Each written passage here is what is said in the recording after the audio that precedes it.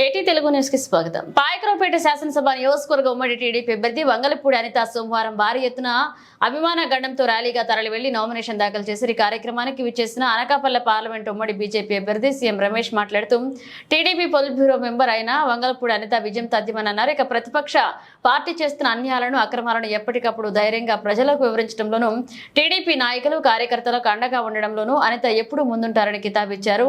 TDP మహిళా శక్తికి ఆమె ప్రతీకగా ఉంటారన్నారు. ఇటువంటి నాయకురాలు విజయం సాధిస్తే నియోజకవర్గాన్ని మేలు చేస్తారని తెలిపారు. అనకాపల్లి పార్లమెంట్ పరిధిలో ఉన్న ఈ నియోజకవర్గ అభివృద్ధికి తన వంతు కృషి చేస్తారని ఆయన హామీ ఇచ్చారు. ఇక అనితకు మద్దతుగా టీడీపీ, బీజేపీ, జనసేన నాయకులు, కార్యకర్తలు భారీ సంఖ్యలో రావడమే ఆమె విజయానికి సంకేతమని పేర్కొన్నారు. కూటమి అభ్యర్థుల విజయానికి అందరూ కలిసికట్టుగా కృషి చేయాలని కోరారు. ఈ కార్యక్రమంలో కూటమి నేతలు పెద్ద సంఖ్యలో పాల్గొన్నారు.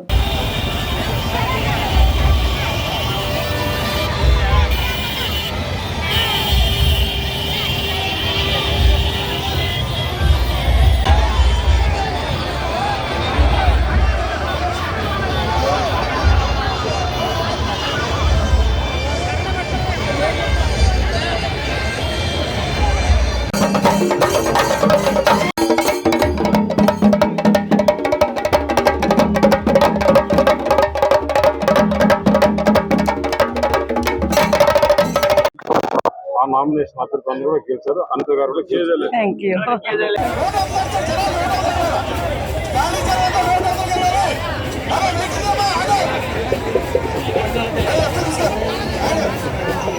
ఎండలో అందరూ ఉన్నారు.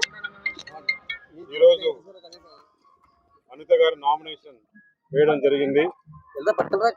మీరు చూశారు ఈరోజు పోలీస్ వారు ఏం చేశారో.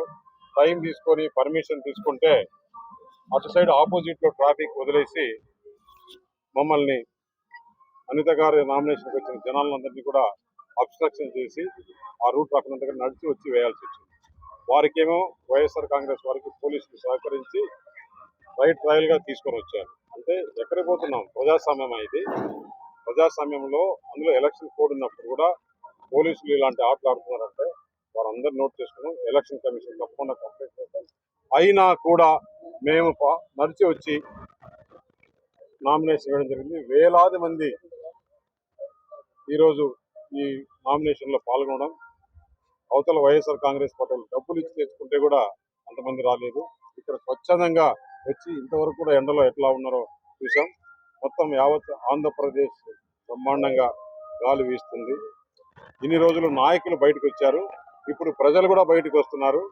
ఏమాత్రం అనుమానం లేదు, ఈ కూటమి గ్రాండ్ సక్సెస్ గా రేపు రాబోయే 13వ తారీఖు ఎలక్షన్స్ లో బ్రహ్మాండమైన విజయం సాధిస్తుంది. అటు మూడోసారి ముచ్చటగా ప్రధానమంత్రి నరేంద్ర మోడీ అవుతారు. ఇక్కడ ఆంధ్రప్రదేశ్ లో చంద్రబాబు నాయుడు గారు 4వ సారి ముఖ్యమంత్రి అవడం ఖాయం. ఏదైతే ప్రజలకు ఇప్పుడు చెప్పిన చంద్రబాబు నాయుడు చెప్పిన 6 గ్యారంటీస్ ఉన్నాయో ఆ గ్యారంటీస్ అమలు చేసేదానికి కేంద్ర ప్రభుత్వం కూడా తోడ్పాటు పడుతుంది. అలాగే కేంద్ర ప్రభుత్వం కూడా కొన్ని మేనిఫెస్టోలో 33 కోట్ల ఇల్లు కడతామన్నారు. దాంట్లో ఆంధ్రప్రదేశ్ కు 30 లక్షల ఇల్లు వచ్చేదానికి మా సాయశక్తిగా కృషి చేస్తాం. 2 సెంట్ల ఇల్లు డబుల్ బెడ్రూమ్ ఇల్లు కట్టించేస్తామని తెలియజేస్తాం. అలాగే 4,000 రూపాయల పెన్షన్ కానీ, గ్యాస్ సిలిండర్ కానీ, ఎంతమంది పిల్లలు ఉంటే అంతమంది కూడా అమ్మ కూడా వచ్చేదానికి తప్పకుండా ప్రయత్నం చేస్తాము. చెప్పిన మాట ప్రకారం ఈ గ్యాప్ లో ఉండే 3 నెలలు కూడా పెన్షన్ ఇచ్చేదానికి చంద్రబాబు నాయుడు గారు మాట ఇచ్చారు. ప్రజలందరూ కూడా ఈ రోజు ఎప్పుడెప్పుడు ఎలక్షన్ రావాలన్నా ఈ రాక్షసుని రాష్ట్రం నుంచి తరమగొట్టాలని చెప్పేసి చూస్తున్నారు. చాలా డ్రామాలు ఆడుతున్నాడు. నోటికి వచ్చిందల్లా అబద్ధాలు ఆడుతున్నాడు. అబద్ధాలు కూడా ఎంత బాగా చెప్తున్నాడు అంటే ఆయన పేదవాడంట. అందరినీ రాష్ట్రంలో ప్రజలందరినీ పేదవాళ్ళు చేసి ఆయన ధనవంతుడయ్యాడు. అది ఎవరికి తెలియదు అనుకుంటున్నాడు. ఆయనకు పేపర్ లేదంట, సాక్షి ఛానల్ లేదంట, సాక్షి పేపర్ లేదంట, పవర్ ప్రాజెక్ట్ లేదంట, బెంగళూరులో ప్యాలెస్లు లేవంట. మొత్తం ఎంత చూసినా రాజభోగం అనుభవిస్తూ ఇక్కడ ప్రభుత్వ సొమ్ముతో 500 కోట్ల రూపాయలతో ఒక ప్యాలెస్ కట్టినట్టు రుచికొండపైన. ఇవన్నీ ప్రజలు గమనిస్తున్నారు. ఇంకా 13వ తారీఖు రేపు ఎలక్షన్స్ లో బ్రహ్మాండంగా అందరూ కూడా ఈ కూటమిని గెలిపిస్తారు. అలాగే 24వ తారీఖున పార్లమెంట్ బీజేపీ అభ్యర్థిగా పార్లమెంట్ నామినేషన్ 24వ తారీఖున వేస్తున్నారు. రాజ్నాథ్ సింగ్ గారు వస్తున్నారు. యావత్ కూటమిలో ఉండే వాళ్ళందరూ కూడా నామినేషన్కి రావాల్సిందిగా అభ్యర్థిస్తున్నారు. జరిగింది అన్ని నామినేషన్లకు ఈరోజు తెలుగుదేశం పార్టీ అభ్యర్థిగా అనిత గారి నామినేషన్ చాలా బ్రహ్మాండంగా జరిగింది.